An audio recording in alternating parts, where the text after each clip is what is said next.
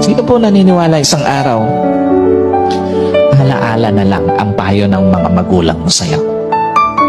At sino po naniniwala, isang araw, yung nanay na kasama mo ngayon, maaaring katabi mo ngayon, yung tatay na kasama mo ngayon, isang araw, aalalahanin mo na lang din.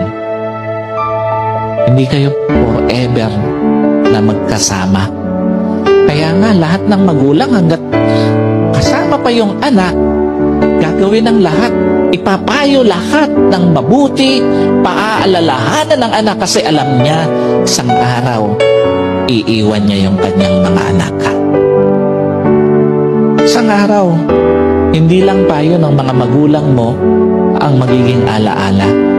Kahit magulang mo isang araw, magiging alaala na lang sa buhay mo. Kaya nga napakapalad mo kung may magulang ka pa ngayon nakasama, may magulang ka pa ngayon na nagpapayo sa'yo, may magulang ka pa na nagpapaalala sa'yo. Kasi one day, wala na yan sa tabi mo. Yung mga payo niya, alaala na lang din sa buhay mo.